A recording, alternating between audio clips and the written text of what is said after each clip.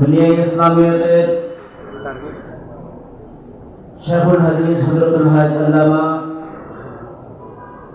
হাফেজ সুলাইমান আনসারী জিদা মজদুহুম মানসাশীল এদেশের লক্ষ লক্ষ সুন্নি জনতা প্রাণের স্পন্দন উস্তাদুল উলামা আহলে সুন্নাত ওয়াল জামাতের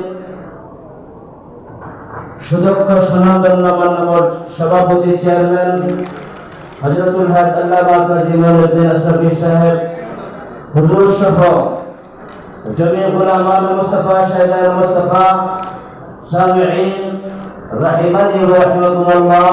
আসসালামু আলাইকুম ওয়া রাহমাতুল্লাহি তাআলা ওয়া বারাকাতুহু। আসলে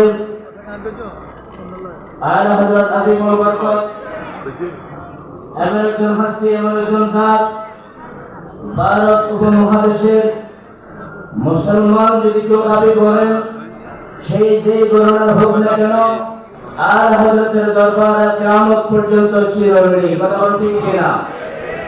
কারণ যখন ইংরেজদের কাছ থেকে যখন স্বাধীনতার আন্দোলনের আওয়াজ উঠল, সবাই শুধু স্বাধীনতা চেয়েছিল। আর হযরত একমাত্র জাত, তিনি বললেন এমন স্বাধীনতা চাই না যে স্বাধীনতা বিপন্ন হয়ে যাবে, চুরি হয়ে যাবে, বরং স্বাধীনতা দিতে হবে কোন সংকের ভিত্তিতে। কথা ঠিক না? ইংরেজ বিতাড়ন করব, ইংরেজদের কাছ থেকে স্বাধীনতা যদি চলে যায় কোন ওহাবীর হাতে, কোন মজুরির হাতে, ইহুদির হাতে, নাসারার হাতে, আহমদুল্লাহ এমন স্বাধীনতা চাইতে পারে না। স্বাধীনতা যদি দিতেই হয় মুসলিম অমুসলিম ভিত্তিতে, মুসলমানের আরব স্বাধীনতা, ইন্ডিভিজুয়াল স্বাধীনতা তথা টুনেশন ভিত্তিতে স্বাধীনতা দিতে হবে। এই পরবর্তী যিনি করেছিলেন তিনি হলেন ইমাম আহলে সুন্নাত আযীমুল বরকত ফরমানের সময়ের সালাত সৈয়দি সরদি হুজুর আহমদ রাজা ফাজলে বরলভী। চিৎকার করে বলুন সুবহানাল্লাহ। সম্মানিত হাজরিন, আজকে দেখা যায় অনেকগুলো দরবার সুন্নিয়তের চৌহদ্দি থেকে আজকে দূরে সরে যাচ্ছে। কথা বলেন ঠিক কিনা?